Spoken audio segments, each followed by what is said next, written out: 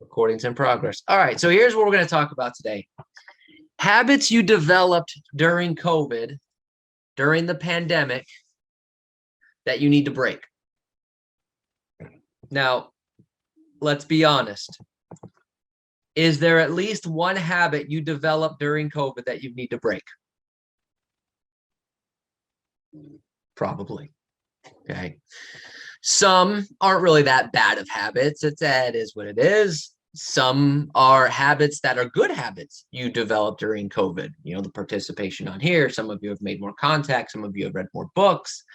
Some of you have done a variety of other things. Some of you have taken COVID and because you weren't going out as much, have gotten in really great shape. Some of you, maybe the opposite.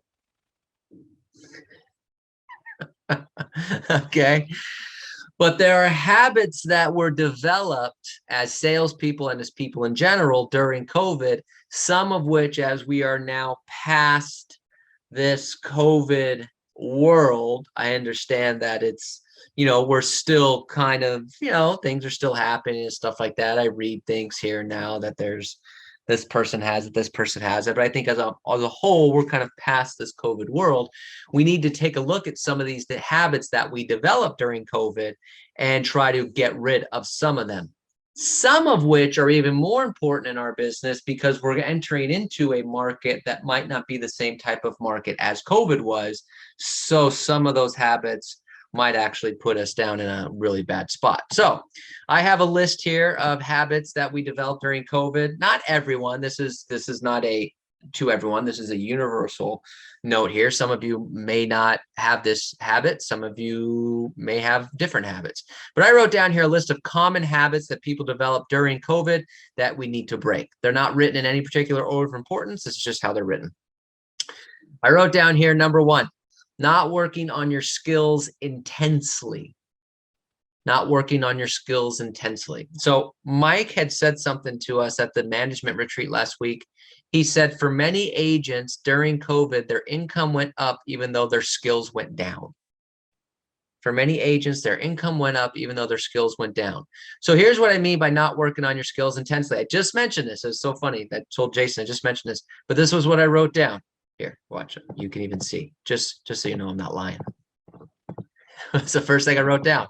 Not working on the listing presentation like we used to. During the beginning part of COVID, and even up to COVID, I used to get so many listing presentation role plays sent to me. Neil used to get a ton of them, okay? We used to have them here on Zoom. We used to do a ton of these types of things. And I got to tell you, over the last year and a half, not many. I get Jason's and Josie's and I get Melinda's and stuff like that, Jack's, but I don't get a lot of other people's. Now, some of you might be doing it and you're just not sending it in, but I've reached out to Neil and I talked about this as well. And Neil said, I don't really get many either. So we have to get back to that habit of working on the listing presentation on a regular basis. Okay, recording it, send it to your coach or send it. Even if I don't coach you, send it to me. Okay, because I take Friday afternoons to watch those and I'll give you some feedback. So, make sure you send those to me, but make sure you're practicing the listing presentation. We're not recording our prospecting calls like we used to. Just like we used to get role play listing presentations, we used to get prospecting recordings all the time. I'm not getting very many. Neil's not getting very many. I can't imagine Patty's getting very many. Record your prospecting calls. Thursday at 3:30, Jesse is going to go over the phone system that we have for the company. It's called 3CX. Some of you use it, some of you don't. But we now have the ability on there to easily record calls and text message through 3CX. So he's going to go over that at 3:30 on Thursday. But whatever you're using, start recording your prospecting calls. Here's the thing. We don't need to hear the other side of the conversation. As a matter of fact, I don't even know if we're allowed to. Okay. So you have to be careful about that. But record your side of the conversation and send it in, right? So we can work on our skills. I wrote down here next, we're not working on the upswings, downswings, tone of our conversations. Now, here's what I mean by that. Anyone have this habit during COVID to a buyer? Well, just write up an offer for $50,000 above list price. You're not watching the tone. You're not watching the upswings, the downswings. Well, how much do you want for your property? Oh, sure. Yeah, we can take that. Oh, okay. You have to work on how to have a proper conversation, upswings, downswings, the tone of your conversations. See, during COVID, we got away from that. It was sellers, how much do you want? Sure. Buyers, just write up an offer, right? That's all we were doing. As the market changes and we need to work, we need to be more skilled, we need to go back to looking at the upswings, downswings, tones, right? Different things like that. I wrote down here, we haven't forget just the listing presentation, all presentation skills. Is showing offers to a seller a presentation? Is getting a buyer to submit an offer a presentation? Is a price reduction conversation a presentation? We're presenting all day, but during COVID, we haven't had to have price reduction presentations. We didn't really present offers to a seller as much as we got 50 offers. This one's the highest. You want it? We didn't really go through the different offers as much as we should. Buyers, we didn't go through the presentation of it. We just told them, you got to write up high, submit higher, waive everything. So we didn't get, our presentation skills haven't been intact during COVID because we were just write it up, send it out. So we're not working on the presentation skills. As things change a little bit and buyers might want to wait a little bit, they might need a little more information before they write up that offer. Seller might need a little bit more information about these offers that are coming in because maybe instead of 15 offers, they only have 3 or 4. Now I need to really detail what these offers are. So we need to get back in the habit of working on the skills intensely. Okay, such as working on the listing presentation, recording the prospecting, upswings, downswings, tones of our conversations, personality styles, working on the presentations. It was amazing when Mike asked last week, he was talking about personality styles. There were brokers, managers, owners that didn't know what personality style they were. We got it because they're not coaching, they're not teaching on that. So we got to get back to working on the skills intensely. Second thing I wrote down here, habit we need to break. We weren't pricing property correctly. Let's be honest. How many of you went on a listing presentation the last 2.5 years, not really caring what the price they were going to want? Come on, let's be honest. You were looking at that pricing going, how many of you tried to price a property and said, is it really that much? Am I really going to tell them $975?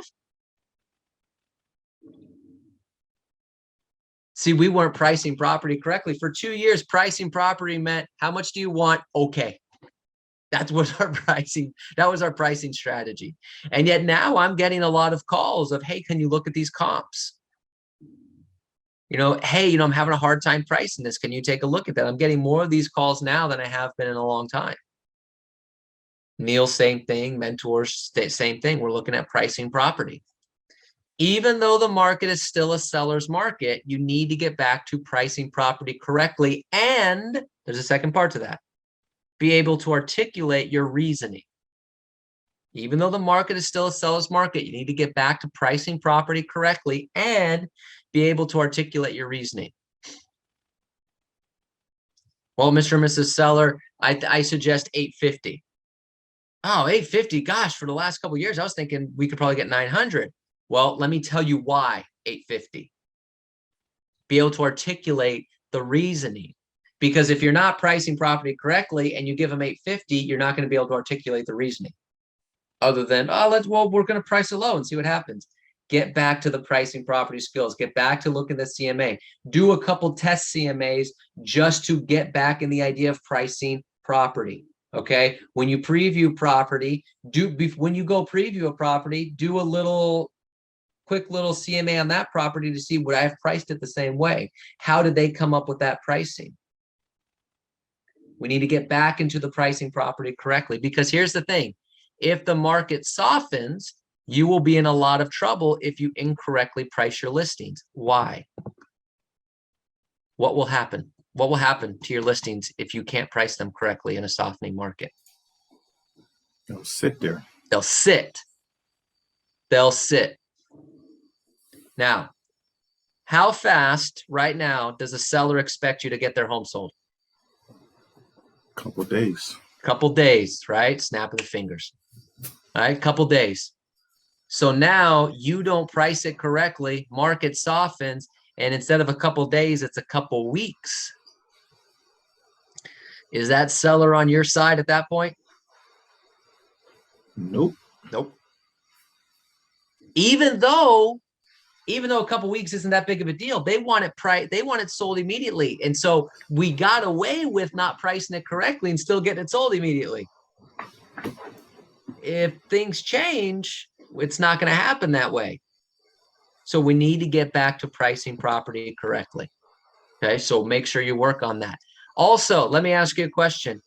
Does anybody here enjoy having price reduction conversations? No, nobody like looks forward to that. You know what I'm really looking forward to today, Robert? I got to have a price reduction conversation. I can't wait to have that call with my seller. No, nobody enjoys that. Well, if the market softens and you don't price your properties correctly, are you going to have price reduction conversations? You should avoid those conversations like the plague. Okay. Anything to get out of a price reduction conversation. But you might need to have it if you don't get back to pricing property correctly. So again, what I would challenge you to do is when a listing comes on in your marketplace, do your own little CMA, 5-6 minutes, look at some of the comps in the area and see if you understand where they got that pricing from. And would you have priced it differently?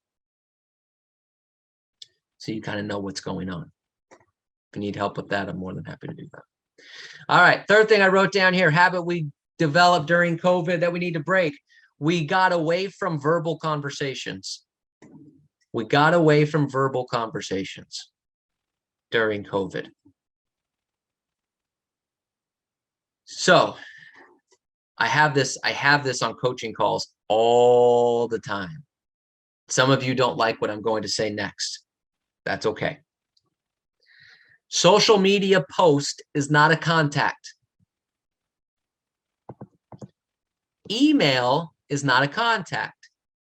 Texting with no back and forth conversation is not a contact. Meaning that I say, well, how many contacts did you do today? Well, you know, I sent out 10 social media posts to people. That's not a contact. You just did some marketing. Well, I texted everybody in my database. Did anybody respond? No. Then you have no contacts for the day. Okay. Now, social media is fine. Texting is fine. Emails are fine, but those do not replace your contacts. Contacts are verbal conversations about real estate, or if you text somebody and then they respond back with a real estate conversation and you respond back, and then there's like a 3 and 4th back and forth real estate conversation via text message, you can count it. But just sending out a text message of what's going on in the marketplace and all you get back is thanks, that's not a contact. We went away from the verbal conversations.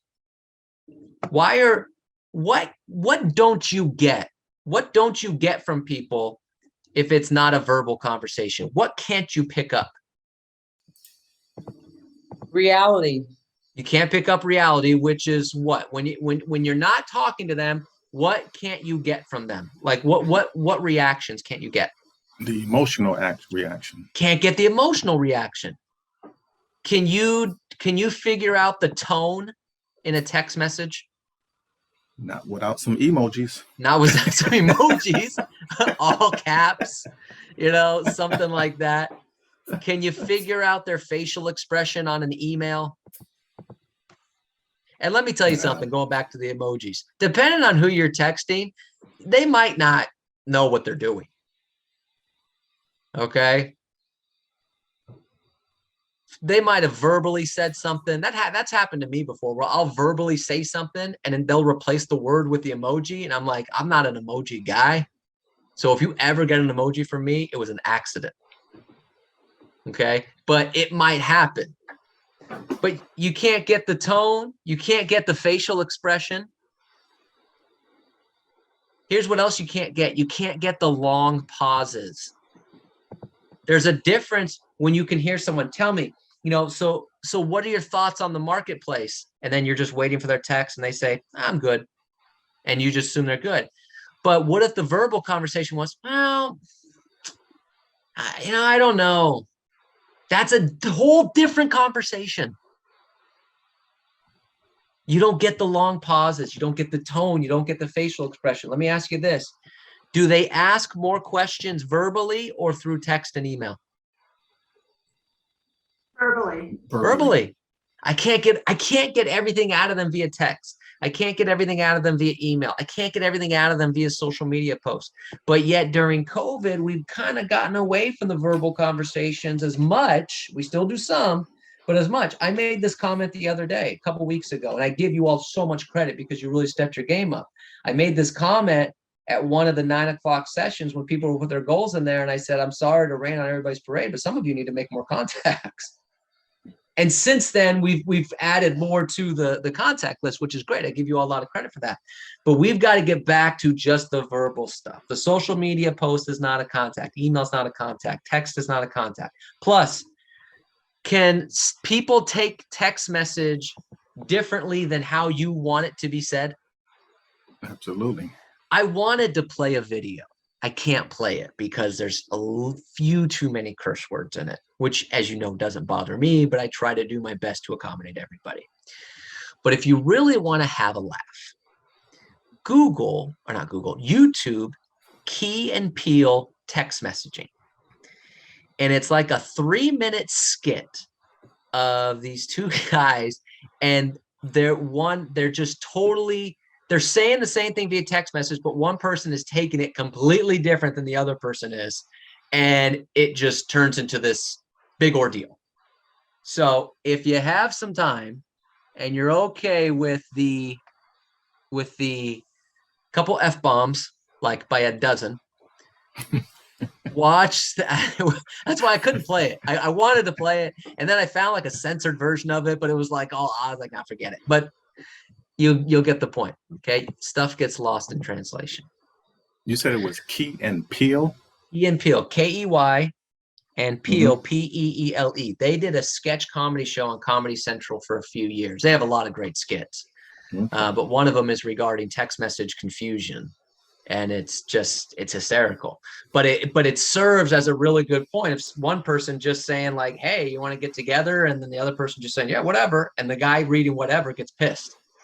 Whatever, and it just goes into this whole thing. So that happens. So we got to get back to just the verbal conversations. I wrote down here next, habit we developed during COVID that we need to break: dressing casually. Dressing casually.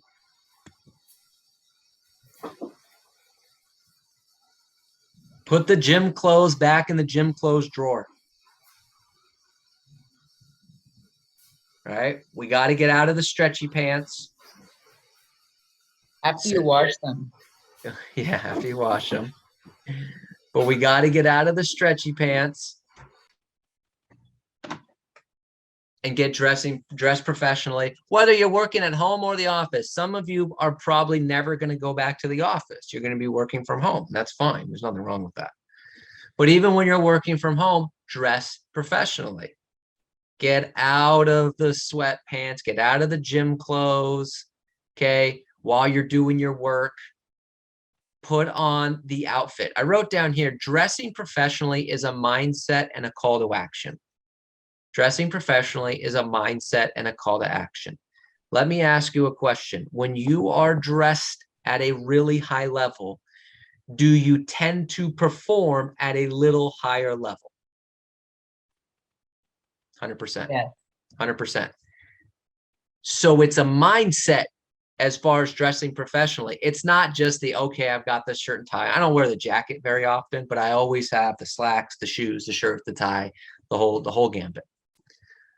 And so it's a mindset, because you step up a little bit because I'm feeling a little bit better. Here's the other thing. It's a call to action. Why is it a call to action? Because you're not going to get all dressed up, all clean shaved, or all make-upped up, all done up, and then sit around and do nothing. You're not going to do that. You would do that though if you don't get dressed up. Keep the sweatpants on, the clip-on tie that you can just take off real quick, right?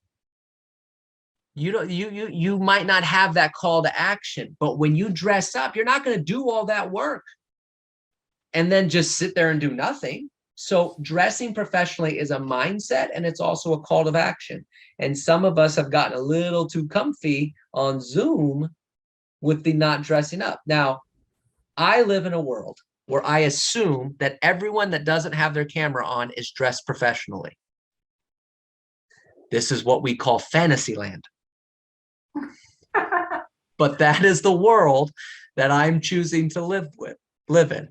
I assume that everyone is fully dressed professionally from the top down and not just top up where people can see them on Zoom. That's the world I choose to live in. Naked doesn't count. No. Right? So that's the world I choose to live in. Whether you do that or not, the point is we have to get back to that professionally dressed all the time. I always go back to this Ron Cronin quote when he said, dress like you regularly cash large commission checks. Okay. All the time, right? Always have the attire on. Get back to dressing like a professional all the time. Hey, Robert. Yes. It's hard to create urgency when you're not dressed. Yeah. Because you're not ready to go on an appointment. Yeah. Oh, you're interested in selling? How about tomorrow at 4? I got some time today. Hey, Robert. Shoot. Yes, Michael. Yeah, that's exactly what I was going to say. When you are ready, if you are ready to go and you're prospecting, your mindset is, I can go now. I'm ready. I have all the things ready for me to go. But like you said, if you are not ready and you need to still get all ready, you should, consciously doing the appointment for tomorrow, the day after tomorrow, and then you lose the lead there. Huge point. Huge point. Got to get back to dressing professionally, whether you're in the office or not. Okay. It's a mindset and a call to action. All right. For some of you, I wrote down here, for some of you, you might need to do a quick little Google search to find out where the dry cleaners are. I haven't taken stuff to the dry cleaner in a long time. I don't even know if they're still in business. Unfortunately, the sad part is that a lot of them that aren't in business anymore. So you really might need to find one. If your regular person might not be around.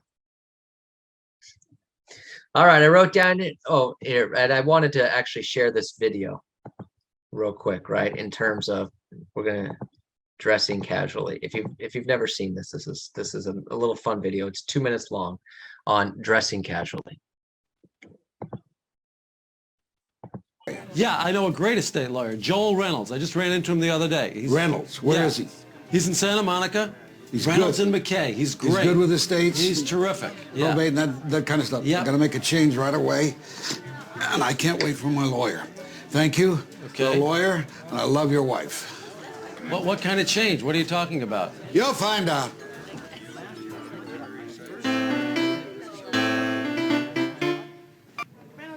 Okay. All right. Bye-bye.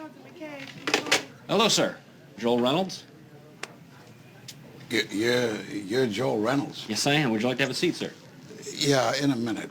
I'm a little puzzled. What's this outfit? Is it a Halloween party or what is it? Oh, no, it's Casual Friday. Casual Friday, what does that mean? That means we just dress like we would at home. But you're not at home. No, but it is Casual Friday. So. Yeah, I know. You told me that already. What do you do on Casual Friday? Well, we just come in and do our work, but we dress casually. I don't like it. Well, it's just one day of the week. I don't give a damn if it's half a day a week. I don't like it. I'm here to change my will. A lot of money is involved. It's very important to me. Oh, we wouldn't treat you casually. Then why the hell you dress that It's way? just- I want you to be on cutting edge, man, whenever you're handling my business. This is cutting I edge. don't need this crap. You look like a fucking cowboy. You're JR, huh? Joel Reynolds, right? Look, we You belong in Dallas, not L.A. I'm sorry, please. Yeah, you should. Just understand that we. You should be sorry because you just lost my account. You go wrangle somebody else's. Thank you very much. Son of a bitch. If you come back on a Monday or a Tuesday. That was awesome. So there you go. We have to get back to dressing professionally. Can you share Yeah. that on the inbox? Yeah, we have to get back to dressing professionally because we don't want to lose the account like that guy did. So there you go. I just posted a link in the chat box. All right, a little humor there. All right, the next habit I wrote down that we need to break, that we got during COVID that we need to break is lowering the standards on the clients we work with.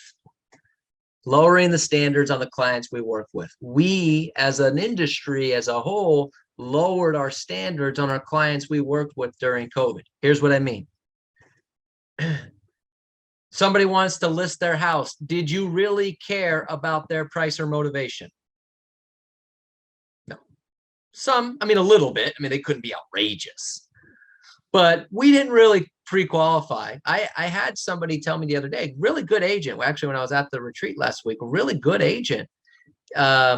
We were talking about, you know, things changing in the marketplace and stuff like that. And they said, you know, the main thing for me is I got to get back to pre-qualifying.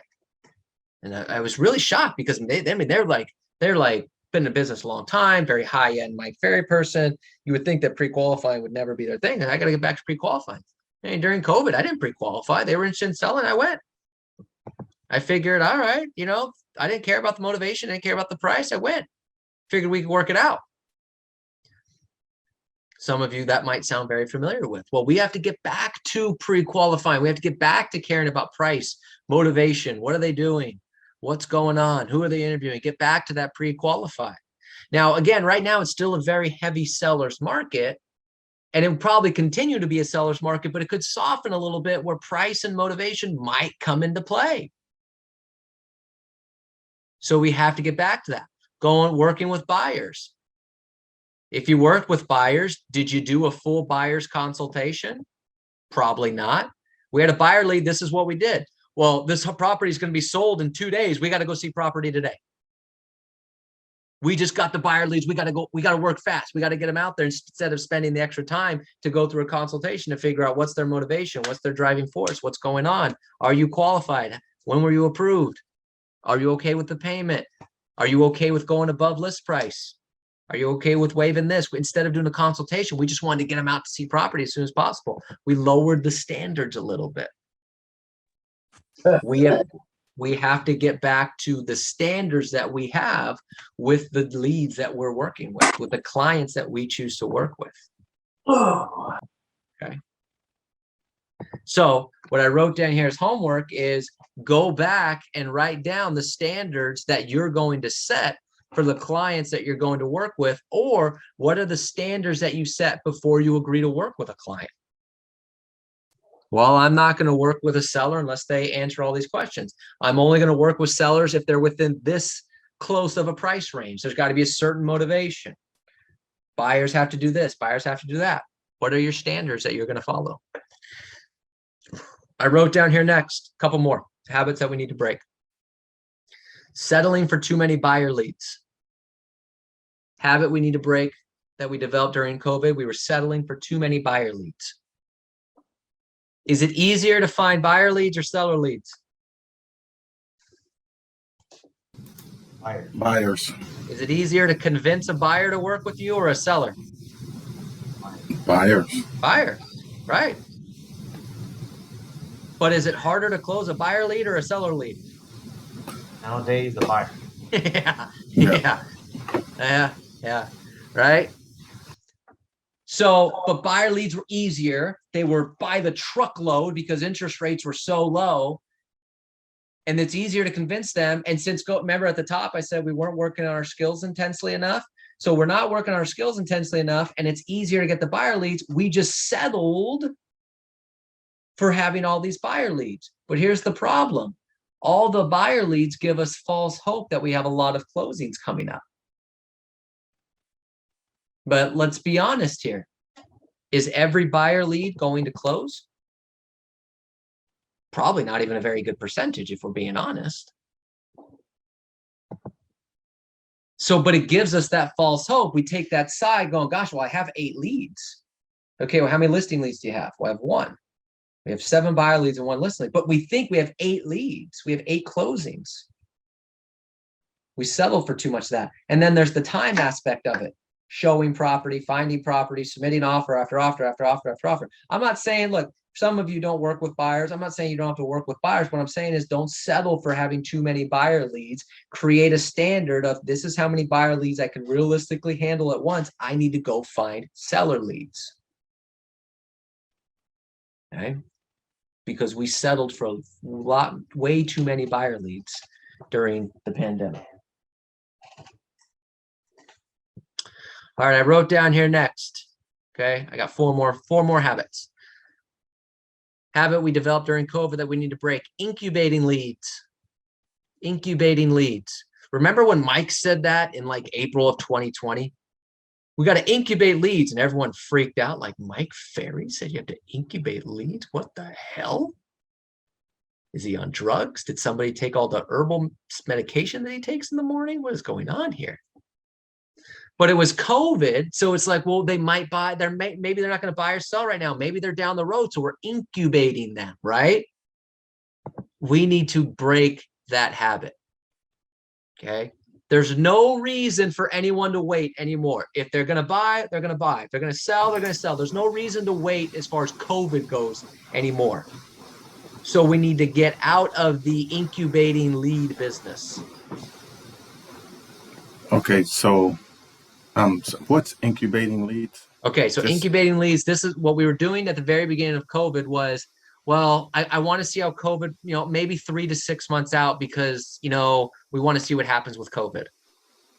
So we'd have leads that were like 3 or 6 months away that we were just following up with. We were staying in contact. We were counting them as leads because, well, they just want to see what happens with COVID before they buy or sell.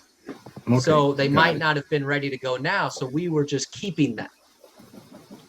We have to, we've talked about this before. We have to get leads moving on or moving out faster. So we have to get away from the incubating leads. They're 3 months out, they're 6 months out. They're not waiting for anything anymore. And if they're still waiting, if COVID is over and they're still waiting for something, that means they're waiting for something else like prices, interest rates, whatever. Then they fall into that. My favorite category is waiters will wait forever. Got to get out of the incubating lead business and get back to strong pre-qualifying. I would actually, as I've mentioned a number of times here recently, we have to move on from leads faster. Forget even incubating. We got to go the exact opposite direction because there's less transactions estimated going to happen this year. More real estate agents that have an active real estate license. I don't have time to sit on leads. I got to move on. Yeah. All right, 3 more. Next point I wrote down, habit we need to break. Too much time online. Too much time online. Let's be honest here. During COVID, we were sitting at home. We weren't going out. We weren't doing a lot. So we were doing the scrolling on the phones, scrolling through the social media platforms, the reading the stuff online, right? We got way too much into that. We need to break that habit. Let me ask you this. When you're scrolling online or scrolling through your social media posts, how much useful information do you find? Be honest. Not much. Here's an example. Here's one of the things I like to do. I like to go find articles that might help me be a better coach, trainer, help you be better people, and I can create a class around it. So I was on LinkedIn the other day because I don't have Facebook. I don't have a Facebook account, and I haven't been on Instagram in like 6 or 7 months. So I have LinkedIn. So I was on LinkedIn, which is supposed to be a professional network, all business. So, and I don't know, there's like, I have like, I don't know what the number is, 1,200 connections, which I have no idea what that means. And they're all supposed to be somewhat business people. So I'm scrolling through LinkedIn trying to find an article. Like, okay, what are people posting? I'm sure somebody's posting a really good article that I can read that maybe that can help me or help our agents. I got nothing. I had nothing. I finally just turned it off. I was like, this is stupid. This is dumb. This is useless for me. There might be some stuff on there that's helpful, but find it and then get off. Here's what I put for the online. Get on, do what you need to do, get what you need, and get the hell off. Get on, do what you need to do, get what you need, and get the hell off.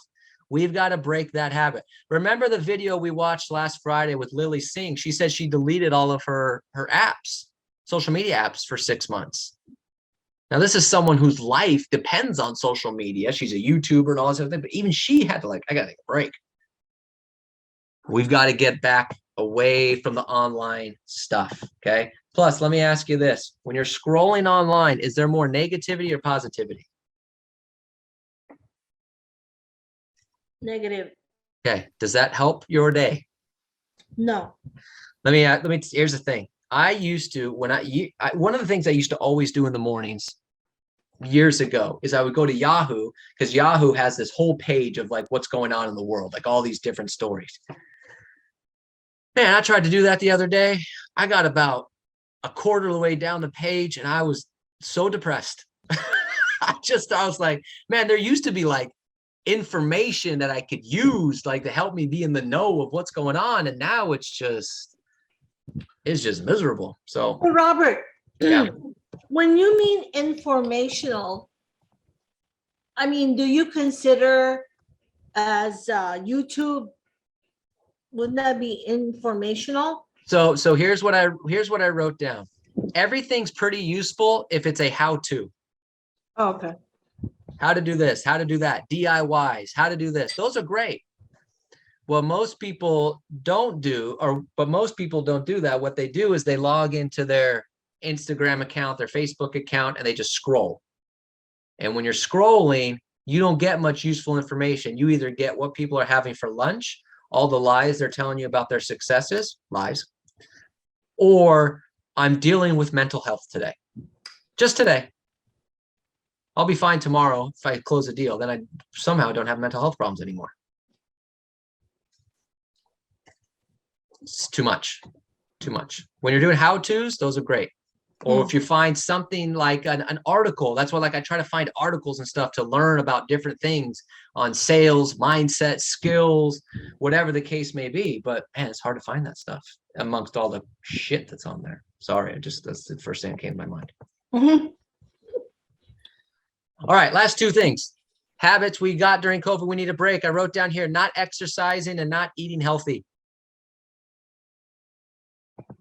I don't want anyone to raise their hand or admit to this. You know who you are. Some of you put on a little too much weight during COVID. Okay. It is what it is. Some people put on weight because they got jacked. It's like, man, you put on weight, like muscle, good for you. Some of you put on weight, not so much muscle. Okay. And it's because we weren't going out as much.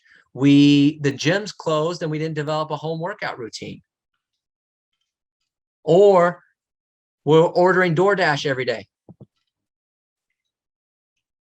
So we need to break that habit and get back to the routine of, if you're not going back to the gym, which is perfectly fine. I didn't go back to the gym. As soon as COVID hit, even before the lockdown, actually, I had set up a home gym at my house, and I'm good. I don't need to go back. But so you can either do that, or if you're going back to gym, great. But if you're not going back to gym, you need to set up some routine to exercise. Get a treadmill, get a Peloton, go for a walk every day, go hiking, do something, go for a run outside. It's free. And you live in California, most of you. So you don't have weather problems. Okay. Get back to making your lunches instead of ordering lunches. Get back to making dinner instead of ordering dinner in all the time.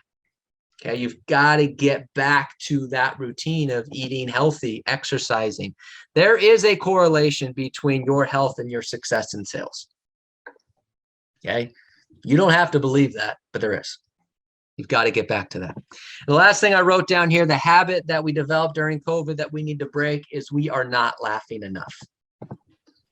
We're not laughing enough. Because we are not spending as much time with people, we are left to online consumption and nonverbal communication. Most of that is either dry, negative, or depressing.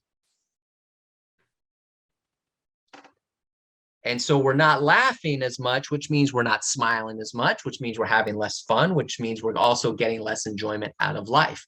You need to break that habit and start laughing more, whether that be getting back out to hang out with people that make you laugh, whether that be going to YouTube, as Tess mentioned earlier, going to YouTube and watching some videos, whether that be reading something. But when you're succumbed to online consumption and nonverbal communication, there's not as much laughter. Okay. Anyone ever heard laughter's the best medicine? I think it's someone else's. You gotta get back to laughing more enjoyment out of life. And during COVID, man, Is it gas? it was really hard. So we have to break that habit and get back to laughing more. Whatever it takes, however you have to do it, get back to laughing more, having a little more fun out of everything. Okay. Sometimes the easiest thing to do if you need a laugh is you could just laugh at yourself. That might be a Hertel thing. Okay, that's a mental issue now. That might be a Hertel thing. You know, you need a good laugh? Yeah, just think of something you did today. Yeah, that's pretty funny. How'd that call go? Didn't go very well, idiot. Fun times. Questions on anything we went over today? There you go.